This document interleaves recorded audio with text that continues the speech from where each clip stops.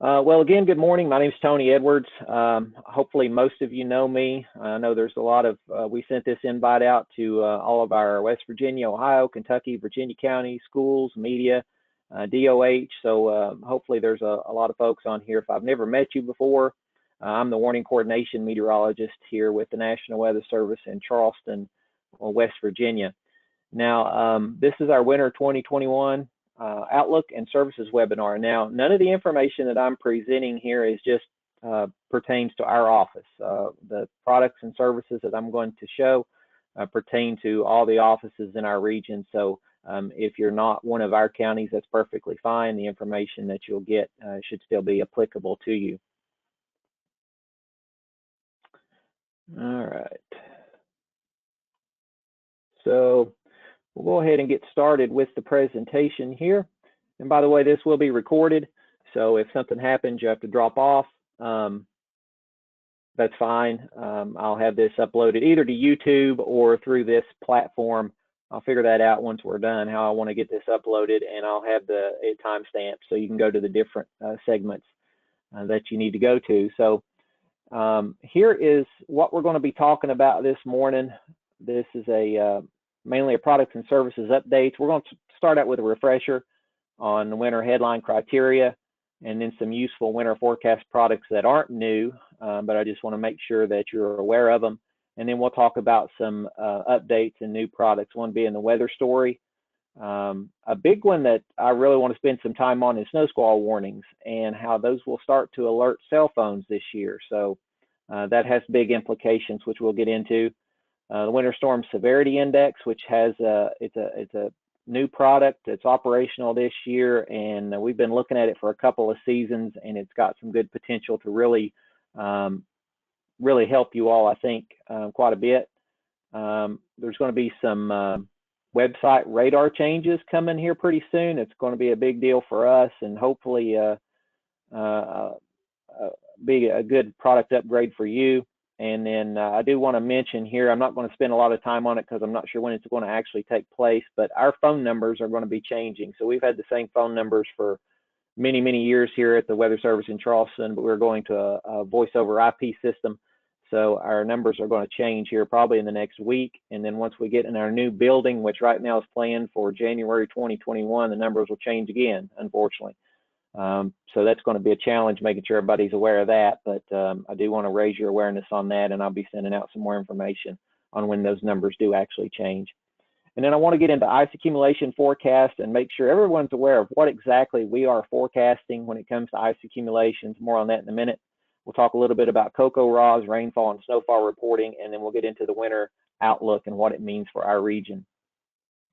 So now let's go over a refresher here on some of our current headlines and criteria.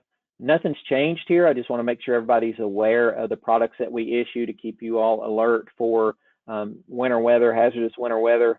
We still issue winter storm watches, warnings, and advisories. Typically starts out with the watch phase. That's when our confidence is medium, at least 50% that a winter storm is going to happen. And so we'll issue a winter storm watch. That's typically 2 days, sometimes 3 days in advance of the storm, if we're really confident that something's going to impact us.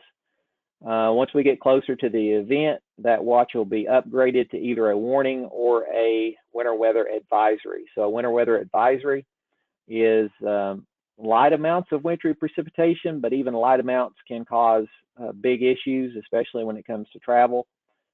So if precautions are not taken, you could be impacted pretty severely. But the winter storm warning is when confidence is high that a major winter storm will produce heavy snow, sleet, freezing rain, and cause significant impacts for our region. So those are the three products that we issue when it comes to strictly winter precipitation. Now here's the criteria. Now this is a busy slide. Again, I'm going to email all these slides out, and you can also the link to go to the web page there for more information later on. But this is the criteria that we use to issue the winter weather advisories, watches, and warnings. So the advisory is over here on the left, And so this is the criteria that we use when we issue advisories. So it's 2 inches for Southeast Ohio, Western West Virginia, the tri-state region of Kentucky, and down into our 2 Virginia counties. Once you get up in the higher terrain, that goes up to 3 inches, and in the mountains, it's 4 inches. And you can see the criteria for our surrounding offices as well. Now, this did change about a year ago. We visited with a lot of emergency managers in the mountains, especially. So we fine-tuned this according to climatology a little bit, and you can definitely see that when we get into the winter storm warning for 12-hour and 24-hour criteria, how that changes based on elevation. Now, one thing I want to mention is down at the bottom is that we do bend that criteria some, especially when we're talking about winter weather advisories. You can get a ½ inch of snow at rush hour on a Monday morning, and it caused more impacts than getting 6 inches of snow in a warning situation. So we will bend that criteria some based on impacts, and sometimes issue those advisories when we're only expecting maybe a ½ inch to an inch of snow. So that is some of the flexibility that we have in issuing these products. We also issue ice storm warnings. That's damaging ice accumulations of a ½ inch or more. And again, that's for flat ice. So I'm going to go into that a little bit later on in the presentation, the difference between flat and radial ice. We also issue wind chill advisories for 10 below to 24 below wind chills for 3 hours or more. And the warning is for 25 below zero or colder for 3 hours or more.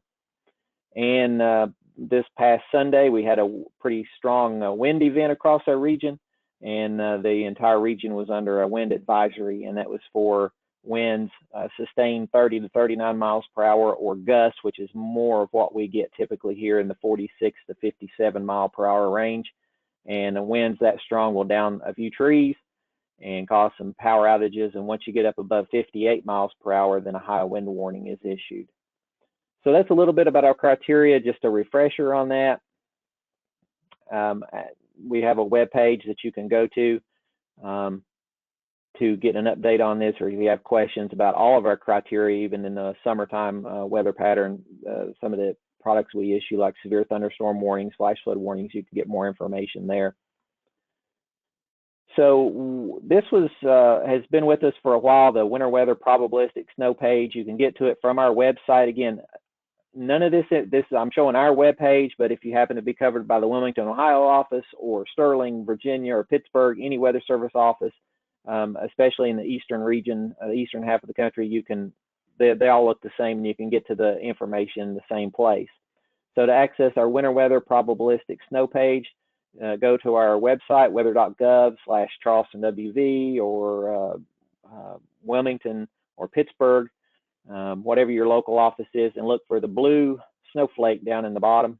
You can click on that, and it'll take you to the probabilistic snow and ice page.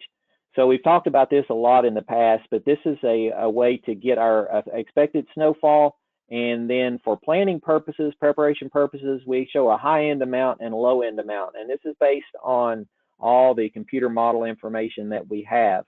So you can kind of think of this as like a goalpost. So on one end, you have the worst case scenario. The other end, you have a best case scenario, the low end amount. Our forecast is somewhere in the middle, and sometimes it's not exactly right in the middle. Sometimes it's favoring one or the other based on our confidence.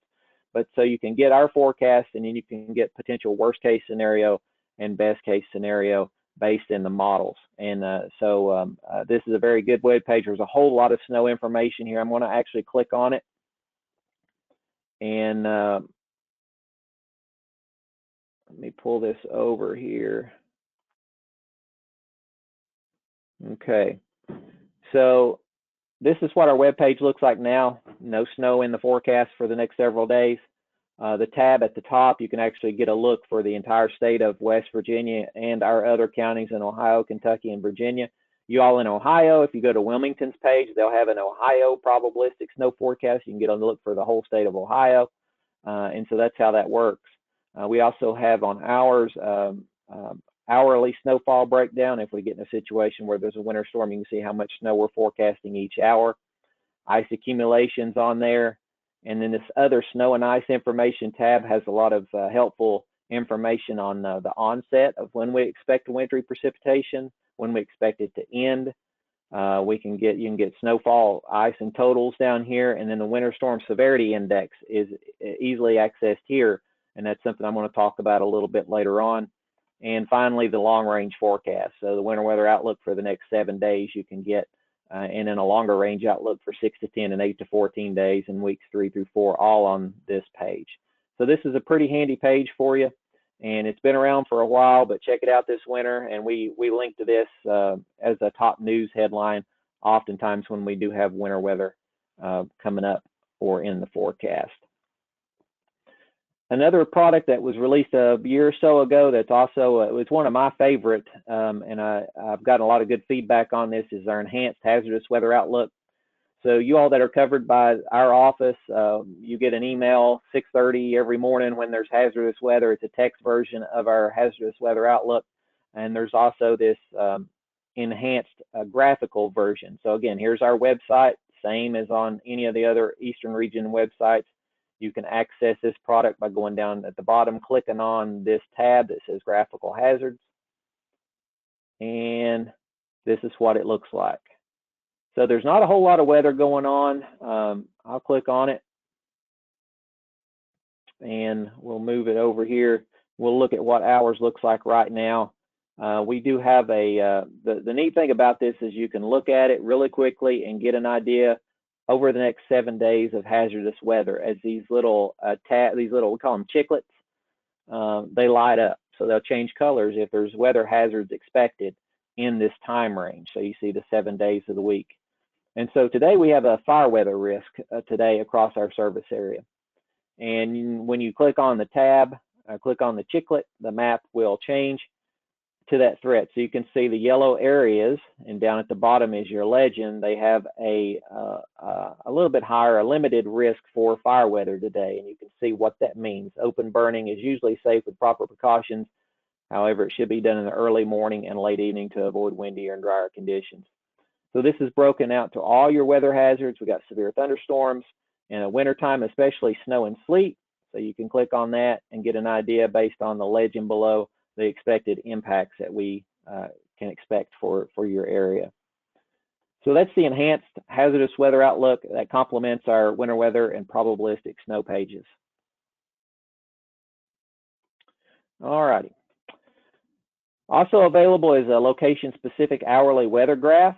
And so this is available through, you can go to weather.gov/your zip code, or you can click on the map that's on our webpage, click on there. If you know your location, you can go over here and type in your zip code or your town. And once you do that, it'll take you to our point and click webpage. This is your localized forecast page. A lot of people have this bookmarked, and this is what you go to every day to get your forecast. It's updated very frequently, especially in the near term. But if you scroll down on the bottom of that page, click on hourly weather graph, and this graph will pop up showing you an hourly presentation all the way out to 7 days into the future for various elements. And it's customizable. You can turn stuff on, turn it off. Winds. The really important one is the snow amounts down here. You can get a breakdown of when we expect the snow, the greatest snow probabilities. So this is very helpful for finding the timing. And again, we put a lot of effort and detail into keeping this up to date and current.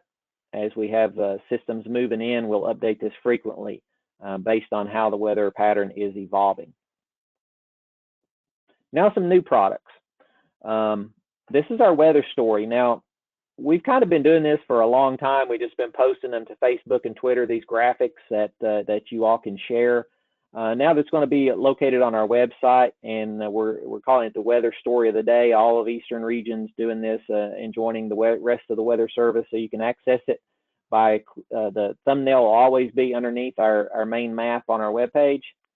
And when you click on that, it'll open it up, and you can get an overview, a synopsis, and just a one-slide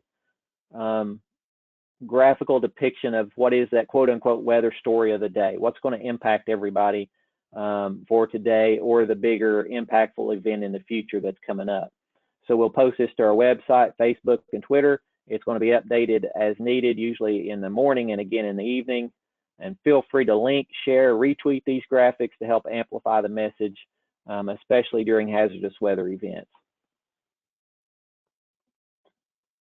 Okay, now here's one of the big things I wanted to really talk about and spend some time on is snow squall warnings. So I spoke to you all, many of you all last year. I know at the West Virginia EMC conference and some of the other talks I gave last year. We talked about snow squall warnings, and so this is not a new product per se. It's been out for a couple of winters now. We just haven't had a whole lot of opportunity to use it with quiet winter weather. But snow squalls are a big issue, especially for the Department of Highways, and so they're intense bursts of snow and wind. A lot of people say they're little mini blizzards. The sun may be out, and then all of a sudden this hits and drops the visibility to near zero. You got a lot of gusty winds, the temperature drops, and then in 15-20 minutes it's gone. But in those 15-20 minutes, you can have some just really bad traffic pileups. And the big issue typically is the temperature drops really quick, and so the roads go from wet or dry to snow-covered and icy very, very quickly. And then you lose visibility in a short period of time. So we're going to be issuing snow squall warnings for these events, and typically these are going to be issued within 30 to 60 minutes in a small targeted area. You can kind of think of the way we do severe thunderstorm warnings and tornado warnings. That's the way these are going to be handled. So you'll get about hopefully 30 to 60 minutes of lead time when these are issued before a squall impacts you. The big thing different this winter compared to last winter is the fact that these will issue or trigger wireless emergency alerts. So everybody's cell phone is going to go off when these hit or when we issue a warning. So these warnings will be issued in a polygon.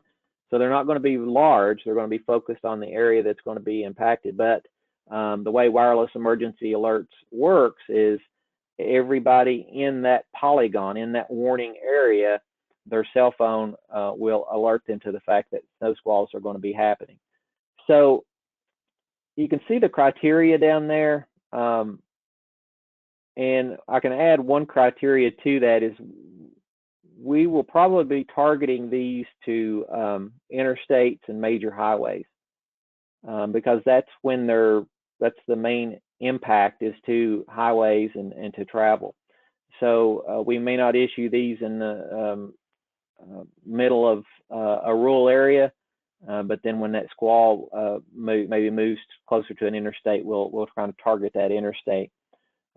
West Virginia DOH does utilize our snow squall warnings and special weather statements to populate DMS boards across the state, so that's a good partnership, a good product there. And there's some good social media graphics available at this link that you all can use to highlight the concern, especially when we are forecasting snow squalls, and then to raise awareness of snow squall warnings. So again, these wireless emergency alerts, you may have gotten them, you should have gotten them already. They've been around for a long time. They're a FEMA program, and we provide the weather content. So we're not setting off your cell phone per se, but we issue products that do that. And you can see the products on your right here: tornado warnings, flash flood warnings, more on that later, and then snow squall warnings. Those are really the only three things that we deal with that would set these phone alerts off. But snow squall warnings is new. That was just activated recently. And here's what the alerts look like. You can see them on your left, and based on your cell phone company and how far along they are in rolling this out, you could either get a short message or a longer 360 character message. I think pretty much everybody's now using the 360 character message, but that all depends on your carrier, and also sometimes whether you're on a 3G connection or 4G. But you can see what the message will say. So the 360 character message will say National Weather Service snow squall warning until the time that it's in effect for, slow down, delay travel, be ready for a sudden drop to near zero visibility and icy roads and heavy snow. So here's a question I have for you. I'm going to see if I can activate this poll. And okay, here we go.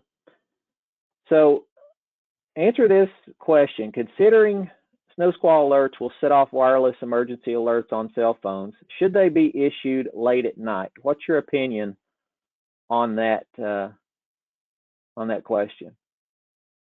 And I'll give it a minute here. I see some votes coming in, and we'll look at the results.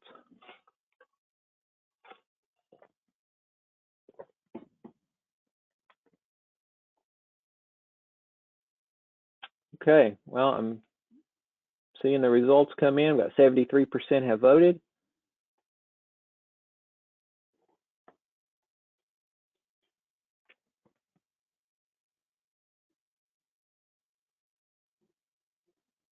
Okay.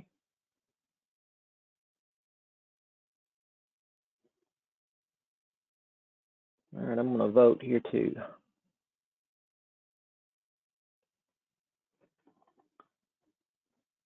All right, I'm going to close the poll.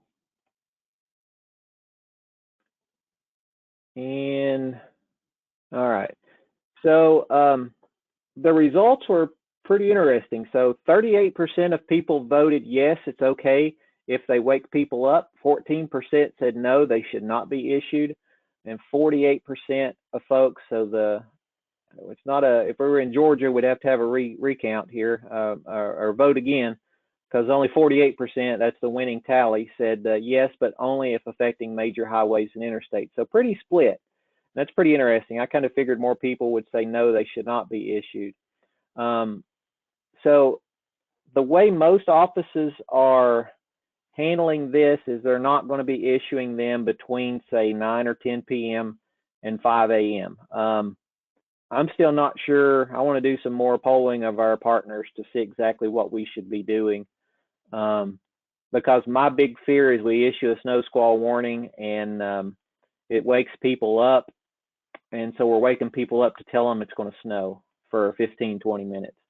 I'm not sure how many people will like that occurring at 3 o'clock in the morning. So some more work needs to be done on that. I think we'll figure out what we want to do, but we're definitely going to be issuing these during the daytime hours when they affect major highways and interstates, and see how it works out. The other thing, if we also have the option of issuing a special weather statement, which will not trigger wireless emergency alerts and has a lot less visibility for snow squalls that won't be affecting those major interstates or highways. So we've got some tools. We'll see how this works out. Hopefully we don't have to deal with them this winter because they can be a real pain. So thank you for participating in the poll. I appreciate that, and we'll probably be hearing more from me about this in the future, considering the results of that poll. But I want to talk about real quickly, not necessarily winter related, but some other changes to wireless emergency alerts. And this is revolving flash flood warning. So in the past, every time we issued a flash flood warning, it would set off your cell phone. That has changed. Now, regular flash flood warnings will not necessarily set off a cell phone. However, we have the ability to add special tags to those warnings. And so if we expect, say we know there's flash flooding going on, it's affecting numerous roads, we can issue a considerable tag, which will alert cell phones. Or if we expect say an emergency type situation, I'm thinking back to 2016, Clendon and Greenbrier County, where we have a flash flood emergency, that will also set off cell phones. But just a baseline flash flood warning, apparently FEMA got a lot of feedback across the country that they were going off too quickly, or setting off phones too much. And so we worked in this system to where we can target the worst case scenarios to set off cell phones. So that's all I wanted to say about that. I just wanted to raise your awareness of that change. Okay, let's talk about the Winter Storm Severity Index.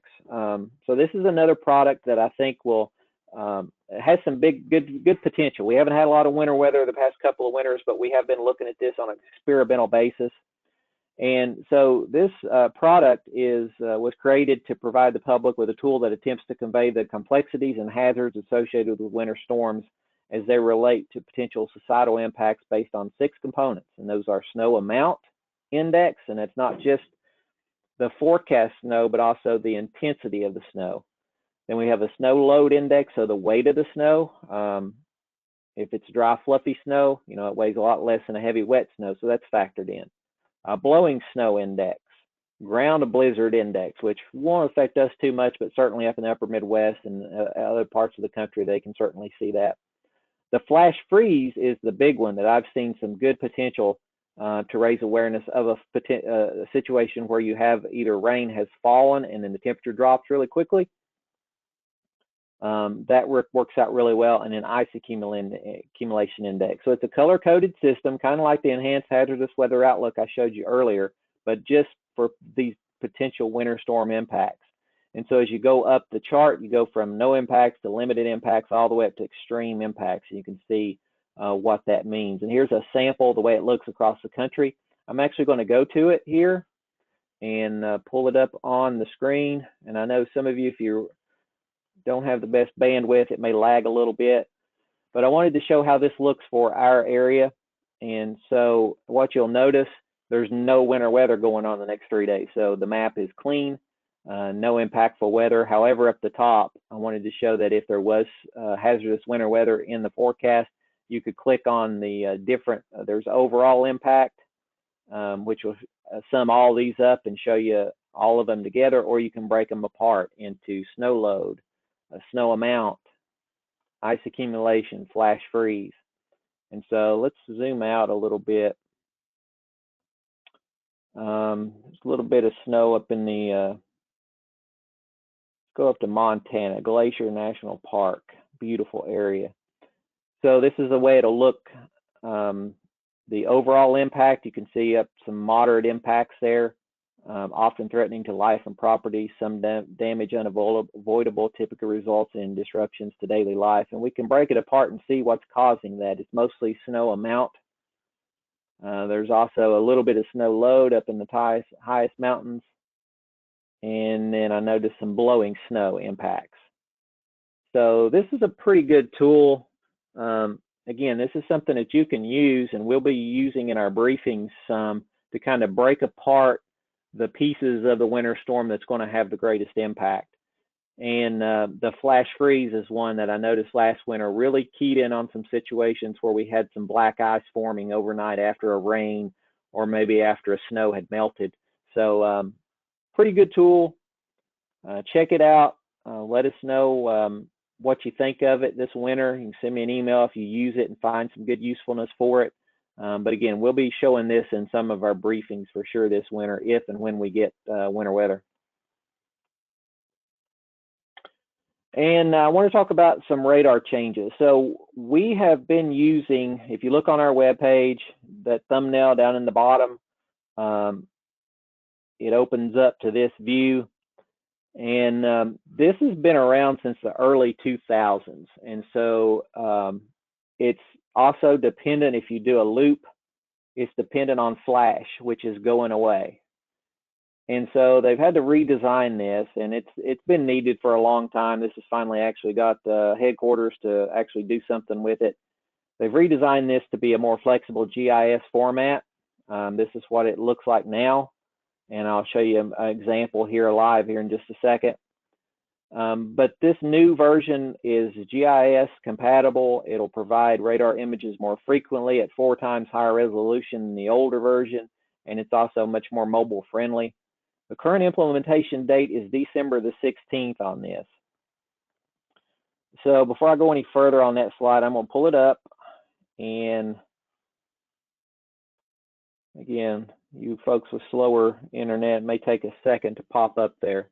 But this is what it looks like. And there's a lot of functionality here that I'm not going to get into because we could spend an hour going into the functionality of this. But basically, it's a radar. You can loop it. You can zoom in. Looks like some precipitation here up in Maine. And the nuts and bolts of it is you can bookmark your local radar, and you can look at a lot more products instead of just reflectivity and velocity and storm total precip. There's a lot more of the dual pole data available. So it's a lot more user friendly, but that's not the purpose of this webinar. I just want to make sure that you are aware that those changes are going to take place.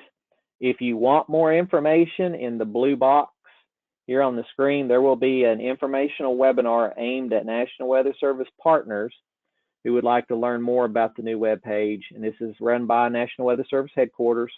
And this will be on December 2nd from 2 to 3 p.m. So I will send this out in an email. Make sure everybody's aware. If you want to view more about these changes, you can, or you can go to the tutorial down below on this slide. And again, I'll send these slides out, but you can link to that. And there's a tutorial on how to use the new web page. Okay. As far as some other tools, I've talked about these a lot. If you're not aware of them, check them out when you get the slides. These are restricted to National Weather Service core partners, so these are not available to the public like all the other things that I've showed you up until now. But NWS Chat and INWS are great tools that are available to our core partners. NWS Chat is a chat room that you can use for situational awareness and then communicate with us, where we monitor it 24/7, 365. Our products post in there as we issue them. And then INWS is a text alert service or email alert service, so you can get our warnings and advisories, watches, all our products issued, texted to you. And so this is also only available to core partners, but it's a very good service. So I encourage everyone that is on this call, if you qualify, you can sign up for these. If you want more information, contact me. But again, these links are dynamic on the slides when I send them out, so you can click on them and find out more information and register. If you're not sure if you qualify, just go ahead and register anyway. If you get kicked out, let me know and we'll talk about it. But pretty much everybody on this slide or on this call should be registered or eligible to register. Okay, so that's a little bit about our products and services, that some of the changes, some of the new things. If you've got a question, type it in the questions box or the chat, or hold on and we'll open, I'll try to open up the microphones here towards the end and you can ask a question. So I want to switch gears a little bit now and talk about ice accumulation. So nothing here has changed. However, I don't know that everybody's clear on what exactly we forecast when it comes to ice accumulation. So we forecast flat ice accumulation, and our airport automated weather stations report flat ice accumulation. And that's great for DOH, or if you want to know how much ice is going to accumulate on your back porch. However, a lot of our utility partners are more interested in radial ice accumulation. So the ice accumulation on those power lines or tree limbs, like you see on the lower left part of the screen here. The problem is those are not equal. There's a big difference between flat ice and radial ice accumulation. And you can see the conversion there. Flat ice equals radial ice divided by 0.4. So if we are forecasting a 1/4 inch of flat ice thickness, if that verifies perfectly and we get exactly a 1/4 inch of flat ice thickness, then that's going to be about 1/10 of an inch of radial ice thickness.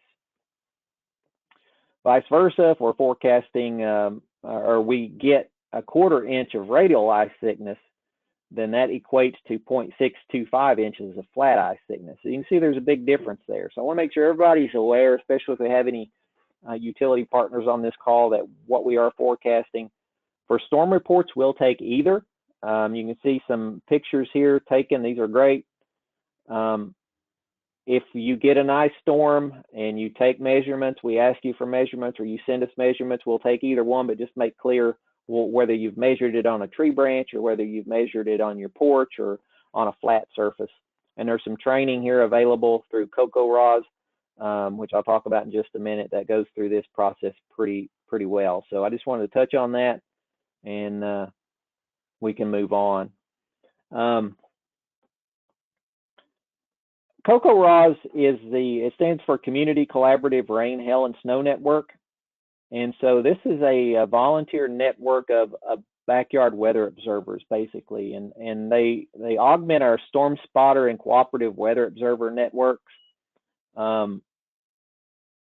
They can be individuals, fire departments, water plants, etc. You can see the map on the right shows the CoCoRaHS observers in our region. Cut off the Eastern Panhandle there. Sterling's area, but this shows our region basically that we cover, and you can see there's a lot of gaps, and so we'd love to get some more of these observers. The problem is we don't administer the network. It's a volunteer run out of Colorado, university in Colorado, but we use the data, and the data is extremely useful, especially as this has grown. They do ask participating observers to use a standard rain gauge that you can get through the, they have vendors on their website, or you can order them on Amazon or other sources. They cost about $35, but they measure up to 11 inches of rain. So the reason I bring this up, especially for county emergency managers, is it's very important to have trained observers in your county. We have a major winter storm, FEMA is going to want to document how much snow fell and find out whether that was a top 10% according to climatology. If it was, then you qualify for reimbursement in most cases. So that documenting, that's very important.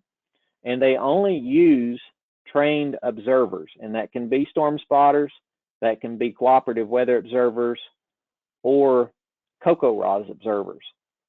They will not allow reports from just, say, a Facebook person on Facebook.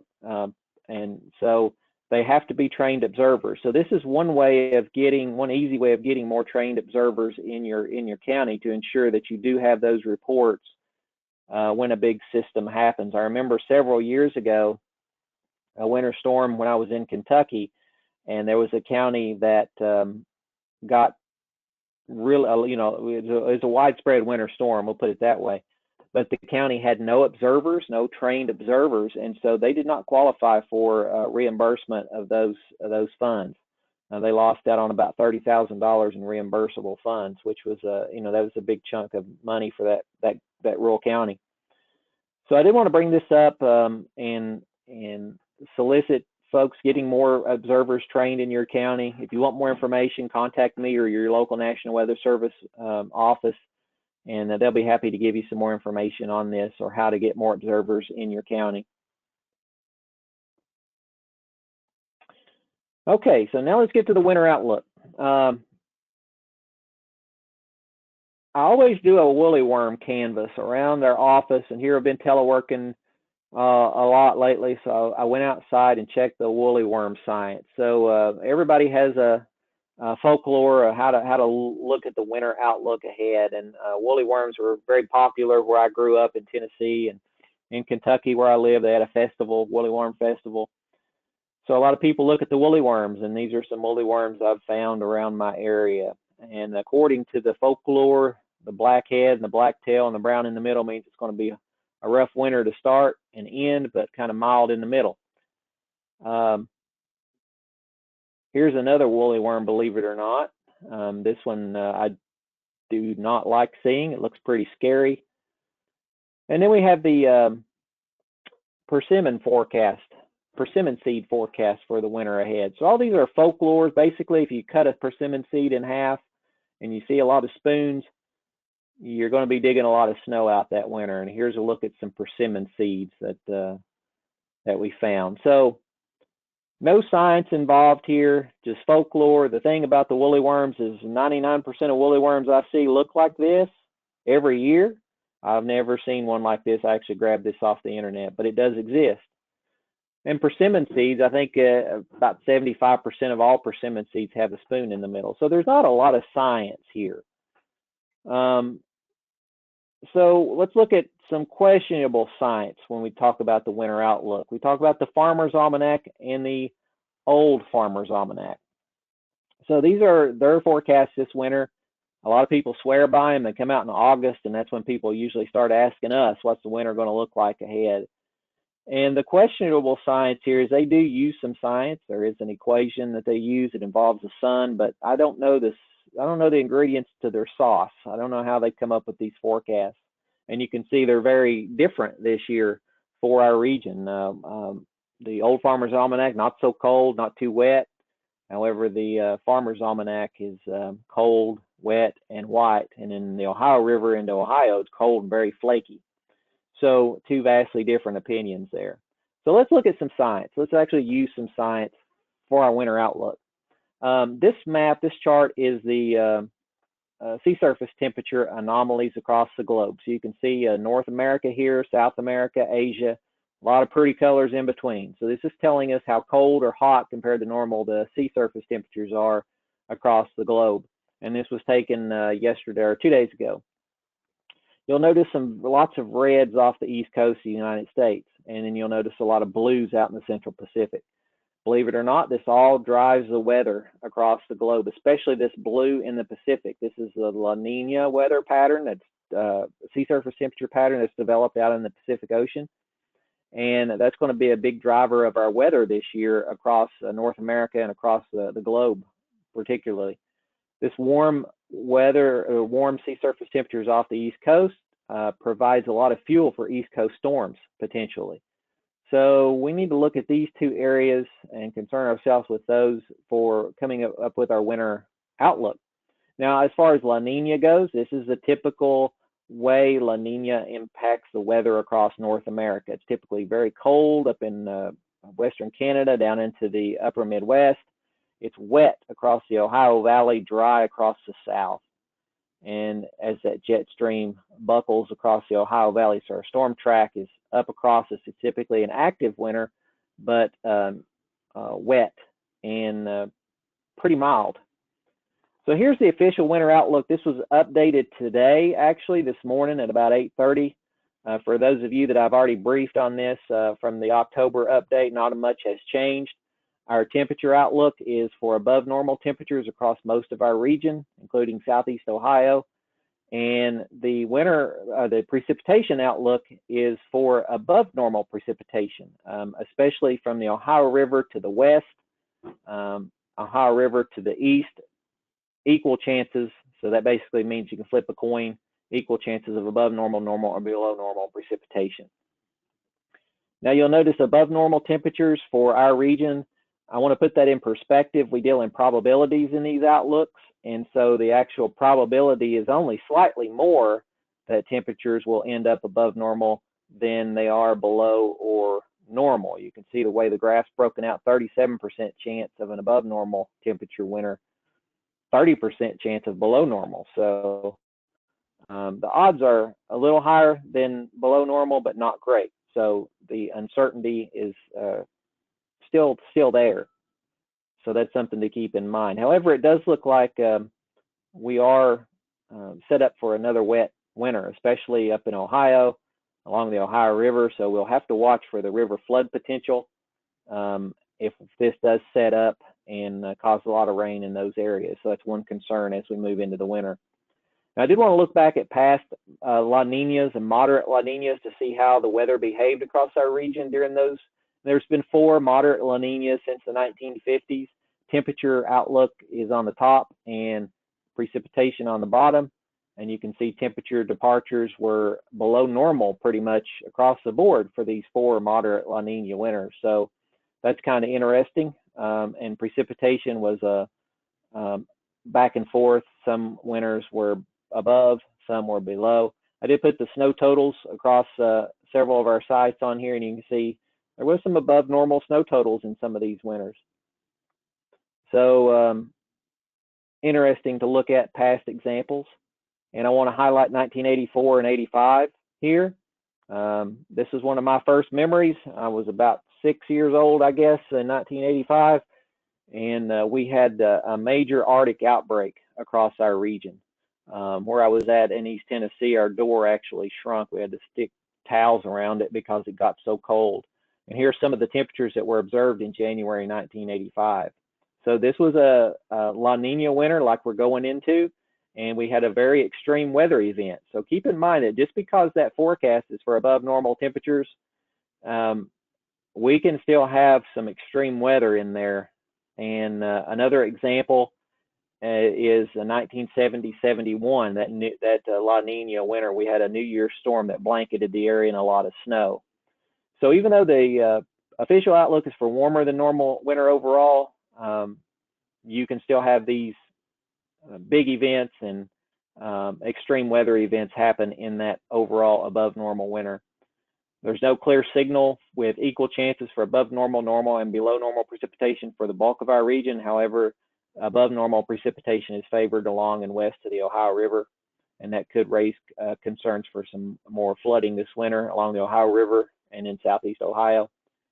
And NOAA does not produce an official winter snowfall outlook. However, these are some of my caveats, and keep in mind I like snow, so I may be biased a little more in that direction. Snowfall tended to be above normal during the past 4 moderate La Nina winters, although there was variability. And then we talked about those extreme events in 70, 71, and in January 1985. And we also had a very cold and snowy December 2010, which was the 4th La Nina winter that I picked up there. And there's a lot more to winter forecasting than just La Nina and El Nino, but those factors are much harder to predict. Okay, so that's all for our winter outlook. And if you got questions, post them in the questions board or chat. And I want to bring up real quickly before we bring this to conclusion about winter weather awareness that's going on this week in West Virginia and Ohio. Kentucky's awareness campaign is the first week of December. And so we've got some tools on our website. This webpage has a lot of resources that you can use. Check out our Facebook and Twitter accounts, share that information and that you see, and help us amplify our message and get folks ready for Winter Weather Awareness Week. And also, if you're not a Weather Ready Nation ambassador yet, if you're on this call, you qualify. And you can see on the map on the left all the ambassadors in our service area. We've got about 130, I think. And so if you've not applied, you can go to the webpage below here and click on that link and sign up, and I'll be in touch with you. And but this program will get you on an email list, which is very helpful. It contains a lot of resources you can use for weather safety. So if you have newsletters in your agency or organization or on your social media account, you can have a lot of good material there to share with those on your accounts or in your agencies and your employees or others. So that's pretty much all I have today. We'll allow some time for questions. Let me see here if we've got any. Yeah, I can see some questions. So I'm going to go through these real quick, and then I will allow some time to open up the microphone. So Joe Fitzwater. So I'm not sure what product the National Weather Service is or will be using to issue warnings such as snow squall warnings, but I do know that there are some products out there that will allow you to mute the alarm part of notification. Okay, yeah, so that product that we use is the actual snow squall warning product. I can't remember the pill for that, Joe. I think it's SWO or SWW. But anyway, as far as the wireless emergency alerts go, unfortunately, the only way to turn those, you can turn them off, you can opt out. But it's one and all. So you can't just pick out snow squall warnings and say, I don't want those. If you turn it off, you're not going to get tornado warnings, the flash flood warnings, or the snow squall warnings. So that's how that works out. Okay. And I got another question here. Is there any way to post a probabilistic snowfall graphics through NWS chat? That's a good question. I don't think there is. I know there's some offices have a few products that post in there. I'll check on that, Catherine, and find out, but I'm not sure that there's a way to do that, but I'll check on it. So that's a good question. And that's all the questions I see in here. Let me see if there's any in the chat. I'm not seeing any in the chat. So if you have a question and it has not been addressed, I'm hesitant to unmute everybody because I have a feeling that might get pretty loud, but you can raise your hand. Should see a little hand icon that you could raise there, and I can unmute your line, or just type your question in the link. Otherwise, if you've not got a question, thank you for attending our webinar. Hopefully you learned some information. I'll send all this information out. I'll put the recording up. And so you can refer to this, you can share it with others, but the slides especially. But I appreciate your attention. And okay, I got another question here from weather spotter classes in 2021. Good question, Robert. I'm going to actually host a couple of winter themed spotter classes. The first one's going to be, I think, December 7th. I haven't sent any information out on this yet. but these will be talking about snowfall measurements and more winter side of things. And then as we get into the spring of 2021, all of our spotter classes will be virtual, but we're going to do plenty of them. So they'll all be using GoToWebinar, and we'll do them different times a day and different days of the week, so we can get a good amount of people signed up for those. And I'm also planning on doing a couple of advanced spotter classes. So that's our plans, and we'll see how that goes. Let's see, Mike Holstein, do you use the ambient weather station personal network for information gathering? We do. We use Weather Underground a lot, and we use the Davis weather stations, but Weather Underground is one of the best ones because a lot of those weather stations, you just pull up one map and you can see them all. So yes, we use personal weather stations. I've actually got one here myself in my house, and so we do monitor all those stations. It's still best to have human observers, especially with snowfall. That's why we need, I talked about CoCoRaHS earlier, because unfortunately the automated stations don't have any way of measuring snow. So that's why we still need human observers. And also in the winter, those buckets that the personal weather stations use, you know, the snow clogs them up, so we don't get the water equivalent ratings, so or the amount. So that's why we still need human observers. But that's a good question, Mike. I appreciate it. Okay. All right, I'm not seeing any hands raised. Nope, I got one here. Yeah. Robert, I don't know if you already answered your question. I'll unmute your line if I can. Some of you I might not be able to. Yeah, it's not letting me unmute you.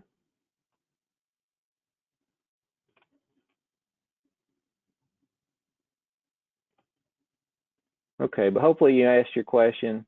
I'm not able to get this to unmute you for some reason. Okay, looks like you got everything. Yeah, so if I've not answered your question, feel free to type it in there. It looks like I've got everybody. So again, thank you all for your attention. If you have any questions or concerns, my email's on the slide there. Feel free to shoot me an email if you have a question that wasn't answered today. Otherwise, we'll go ahead and end the webinar, and I hope you all have a great day and a great weekend. Stay safe and stay healthy.